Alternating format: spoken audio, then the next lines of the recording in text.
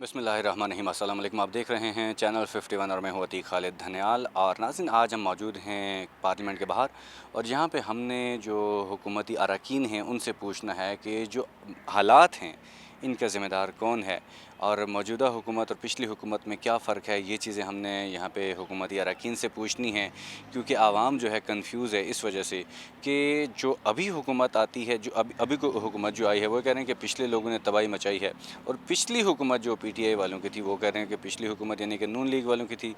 उस हुकूमत के ऊपर ब्लेम किया जाता है। तो ये समझ से बाहर है चीज़ें कि जो भी हुकूमत आती है वो पिछली हुकूमत के ऊपर ही इल्ज़ाम लगाती है। ऐसा क्यों होता है, आइए पूछते हैं यहाँ पे मौजूद हुकूमती अरकान से। देखिए, बात यह है कि जो 3.5 सालों के अंदर इस गुज़श्ता हुकूमत ने आवाम के ऊपर जो बोझ डाला और जो गलत पॉलिसीज़ उनकी जो उन्होंने अपनी लेकर आगे बढ़े, उन गलत पॉलिसीज़ का असर न सिर्फ आवाम के ऊपर हुआ, बल्कि आप देखें एक ऐसी मुश्किल सूरत हाल पैदा हो गई, एक ऐसा फाइनेंशियल क्राइसिस पैदा हो गया कि उस फाइनेंशियल क्राइसिस को ओवरकम करने के लिए और मुश्किल फ़ैसले करने पड़ रहे हैं। क्योंकि आपको याद होगा कि जब पिछली हुकूमत 2018 में फॉर्मुलेट हुई तो उस वक्त कर्ज़ों का बोझ जो है वो इससे कई गुना कम था, यानी कि 24,000 अरब से लेकर इन्होंने उठा के कर्जा जात जो है वो 50,000 अरब तक लेकर गए। तो दैट मीन्स कि 70 सालों का जो रिकॉर्ड है वो इन्होंने कर्ज़ों की मद में रिकॉर्ड तोड़ दिया। प्लस इन्होंने आवाम के ऊपर जितना बर्डन डाला है वो हर सेक्टर में डाला है। आपको पता है कि दवाओं की कीमतों में 500% इजाफा पिछली हुकूमत करके गई है, बिजली के रेटों में इजाफा हो, यहाँ तक कि एग्रीकल्चर सेक्टर को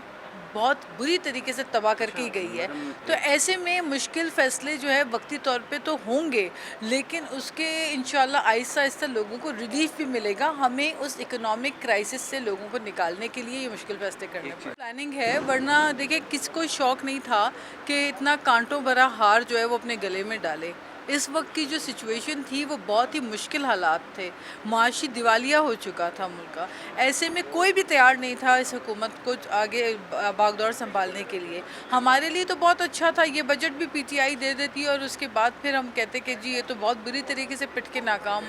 हो गए। लेकिन अगर इनके हवाले ये हम बजट दे देते और मज़ीद 1 साल इनको हुकूमत करने का मौका देते, तो जो डॉलर 120 से 180 में 3 साल के अंदर ये लेकर आए, यानी 70 सालों में जो है वो डॉलर 120 तक पहुंचा था, इन्होंने 3.5 सालों में 120 से उसको बढ़ा के 188 तक लेकर चले गए। तो मुश्किलात तो इन्होंने पैदा की उन मुश्किल सूरत हाल से बाहर निकलने के लिए, क्योंकि देखिए आर्टिफिशियली आप इकॉनमी को अपने होल्ड नहीं कर सकते, कंटेन नहीं कर सकते, आप आर्टिफिशियल ग्रोथ नहीं दिखा सकते, आप आर्टिफिशियल इन्फ्लेशन रेट नहीं झूठ बोल सकते। जो हकाइक हैं वो यही हैं कि फ्यूल की कीमतें जब इंटरनेशनल मार्केट में रशिया यूक्रेन वॉर के बाद जब तेज़ी से बढ़ी, तो ऐसे वक्त में इन्होंने कौम से झूठ बोला, ये कौम को सच बताते कि दुनिया भर में ऑयल क्राइसिस हुआ है। इन्होंने सब्सिडी की मद में जो है जो कर्जा जात लेकर इन्होंने अदायगी की, वो कर्जा फिर अवाम ने भुगतना है। देखिए, आईएमएफ के साथ हमारा मुआहदा नहीं हुआ है। ये पहले जो गवर्नमेंट गई है उसके मुआहदे में जो कंडीशन होने लगी थी हम वो पूरा कर रहे हैं। अभी आईएमएफ ने हमसे कोई ऐसा मुआहदा नहीं किया है कि आपको क्या करना चाहिए और क्या नहीं करना चाहिए। वो ये कह रही है कि जो हमसे उन्होंने किया है वादे उसको आप पूरा कर दें, और ये जब पूरा हो जाएगा तो फिर आपने ऑलरेडी देखा कि आईएमएफ की अभी सिर्फ उन्होंने ऑफिशियली भी हाँ नहीं किया किसी चीज़ पे, लेकिन उन्होंने ये कहा है कि हाँ ठीक है, आपने जो बजट बनाया या आपने जो कुछ भी किया है वो हमको पसंद आया। इस अल्फाज पे आपने देखा कि पाकिस्तान का रुपया जो है वो ऊपर चला गया, स्टॉक मार्केट बेहतर हो गई, डॉलर कम हो रहा है, डॉलर कम होना शुरू। अभी जो महंगाई है उसकी 2 वजह, एक वजह आईएमएफ है, दूसरी वजह है कि रूस और यूक्रेन की जो लड़ाई हो रही है उसकी वजह से हमारे पेट्रोल के ऊपर बहुत ज़्यादा क्रश आया है, बहुत ज़्यादा। और ये सिर्फ हमारे यहाँ नहीं हुआ है पाकिस्तान, ये पूरी दुनिया का अलमिया है। आपको पता है कि पहली मर्तबा अमेरिका की इकॉनमी क्रैश कर रही है, ब्रिटेन की इकॉनमी क्रैश कर रही है, लोग वहाँ भी रो रहे हैं। تو ہم نے تو پوچھا ان لوگوں سے جو وہاں کے رہنے والے ہیں کہ بھئی تم لوگ کیوں نہیں سڑکوں پہ آتی ہو؟ کہتے ہیں دیکھیے مجبوری ہے، یہ تو لڑائی ہو رہی ہے، جنگ میں سب کچھ بن ہوا ہے۔ تو ہم لوگ بھی لوگوں سے یہی امید لگاتے ہیں کہ یار برداشت کرو، ہمیں نہیں برداشت کرو، لیکن اب یہ جنگ ہے اس کو ہم کیا کر سکتے ہیں۔ کیا سمجھتے ہیں عوام تو یہ کہہ رہے ہیں کہ کیونکہ ہم لوگ تو یہ کہتے ہیں ٹھیک ہے جی یہ انٹرنیشنلی ہے، عوام جیسا کہ ہم پہلے بات کر رہے تھے، عوام تو کہتے ہیں کہ ہمیں دال سستی چاہیے، چینی سستی چاہیے، آٹا سستا چاہیے، انہیں کوئی کسی چیز سے کوئی پرواہ نہیں ہوتی۔ اس چیز کا کیا حل نکالیں گے کہ عوام کو کیسے یہ چیز روک تھام کی جائے، عوام سے کیسے پوچھا جائے گا، آپ ان کو کیسے بالکل صحیح بتائیں کہہ رہے ہیں کہ عوام کا کے نظر میں یہ سب نہیں ہے کہ کہاں کیا جگہ ہوتی ہے، کیونکہ ظاہر ہے وہ بیچارے نہیں سمجھتے ان چیزوں کے، لیکن یہ سمجھانا ان کو اور ان کو اس بات کو ریئلائز کرانا کہ یہ مشکل حالات میں ہمیں یہ کرنا پڑا، اور یہ خود ہماری حکومت کہہ رہی ہے کہ دیکھیے جتنے پیسے والے لوگ ہیں ان کے اوپر ٹیکس کا جو ہے وہ بڑھا دیا گیا ہے، تو اس کی وجہ سے آپ کے پاس جو ہے نا ٹیکس کلیکشن ذرا زیادہ ہو جائے گا۔ ہمارے پاس کم از کم 1 سال کے اندر اتنے پیسے آ جائیں گے کہ نیکسٹ ہمیں جب یہ ادا کرنا پڑے گا تو ہمیں کسی کے آگے ہاتھ نہیں پھیلانا پڑے گا۔ تو انشاءاللہ تعالیٰ دیکھیے اللہ سے اچھی امید کرتے ہیں ہم بھی کریں، پہلے بھی ہم نے کیا ہے، ہمیں بڑے مشکل حالات میں پہلے بھی ہم نے آیا اور ہم نے یہ کر کے دکھا دیا۔ ابھی پھر ہم یہ کہہ رہے ہیں کہ انشاءاللہ اللہ نے چاہا تو آپ دیکھیے گا کہ مہینوں کے اندر، ہم سال کی بات نہیں کریں، مہینوں کے اندر حالات بہتر ہونا شروع ہو جائیں گے۔ اس پورے جو معیشت کا جو حال ہے، اس پورے پہیہ کو ایک دم 180 ڈگریز بدلنے میں ٹائم لگے گا، یہ ہم کہہ رہے ہیں، لیکن ہاں بہتری آنی شروع ہو جائے گی۔ عوام کو اس بات کا بہت جلدی پتہ چل جائے گا، احساس ہو جائے گا کہ اب جو ہے یہ واقعی پہیہ جو ہے نا یہ اپنے صحیح سمت پہ جانا شروع۔ ابھی تو اس حکومت کو آئے کتنا ٹائم ہو گزرا ہے، اور پچھلی حکومت فرق بتا دیں عوام یہ جاننا میں چاہیے۔ میں وہی بتانے لگی، پچھلی حکومت میں آپ نے ہماری کارکردگی دیکھی، اور اب اتنے شارٹ ٹائم میں ہم اپنی پرانی کارکردگی کی طرف موو کر رہے ہیں، اور آج بجٹ کی فنیشنگ تقریر کے بعد ہمیں اور بھی بہت امیدیں بن گئی ہیں کہ ہم اپنے پرانے لیول کی طرف جا رہے ہیں، اور انشاءاللہ ہم سٹیبل ہو رہے ہیں، اور ہمارا پاکستان ٹریک پہ آ رہا ہے۔ کیا وجہ ہے کہ جو بھی حکومت آتی ہے وہ یہی کہتی ہے کہ ہمیں ٹائم دے اور دوسری حکومت اس کو ٹائم نہیں دیتی، کیا وجہ کیا ہے؟ نہیں، یہ تو سوال کرنا بنتا ہی نہیں ہے کسی سے بھی، کسی کو بھی نہیں بنتا، کیونکہ 4 سالہ کارکردگی میں آپ نے دیکھا، اور آپ 2 ماہ میں ہمیں 4 سال کی کارکردگی کے برابر کوشچن کر رہے ہیں۔ وہ بھی تو یہ کہہ رہے تھے کہ ہمیں بھی ٹائم دیں، ہم بھی نہیں، ٹائم اب دیں گے تبھی 4 کچھ سال کریں کے گے۔ بعد کوئی ٹائم نہیں ملنے کی گنجائش ہوتی۔ شروع میں ہی 4 سال میں شروع انہوں نے ہو جس گیا تھا۔ کھائی میں ہمیں دھکیلنا تھا وہ دھکیل دیا، پاکستان کو دھکیلنا تھا وہ دھکیل چکے، اور اس سے آگے انہیں گنجائش دی نہیں جا سکتی تھی کہ ہمارا دیوالیہ وہ نکالتے۔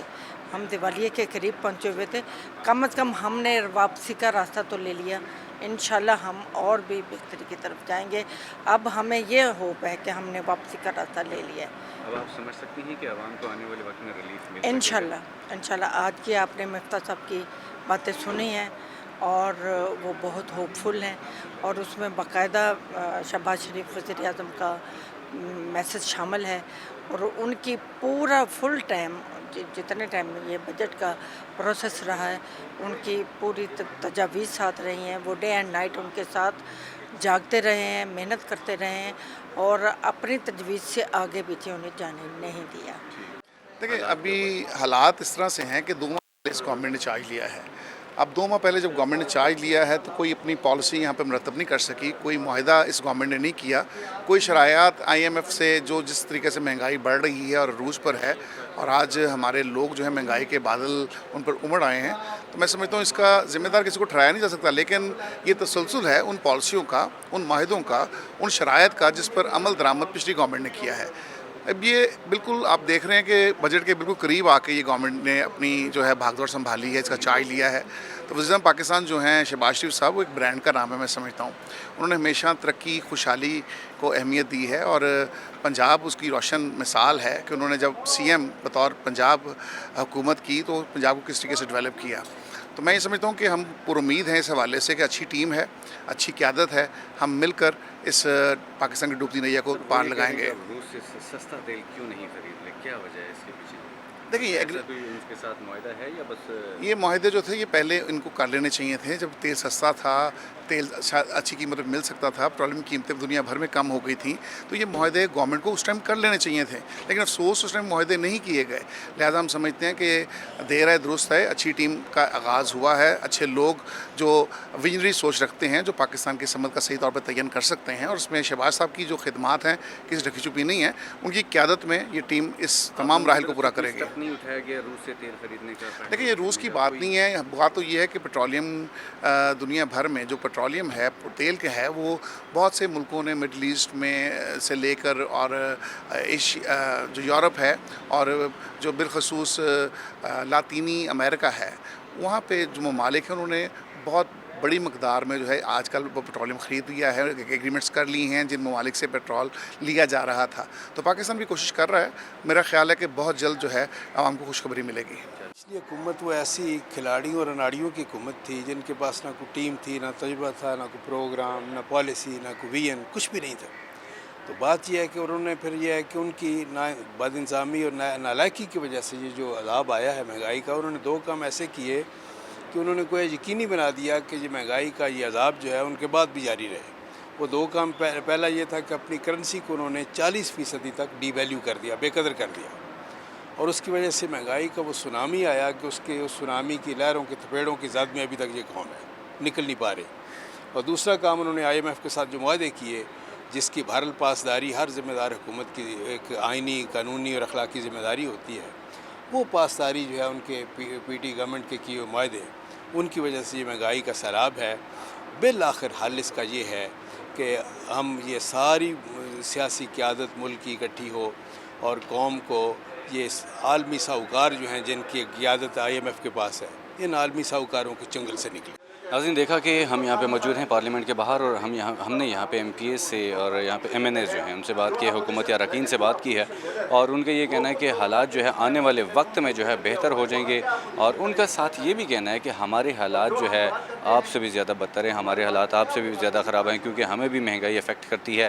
تو آنے والے وقت میں ان کا یہ کہنا ہے کہ کچھ اچھے جو ہے دن آ سکتے ہیں، تو یہ اللہ کرے کہ آنے والے وقت میں کوئی اچھے دن آئیں، یہ تو آنے والا وقت ہی بتائے گا۔ آج کے لیے اتنا ہی۔ کیمرہ مین فرانسس کے ساتھ عتیق خالد دھنیال کو دیجیے گا اجازت۔ اللہ حافظ۔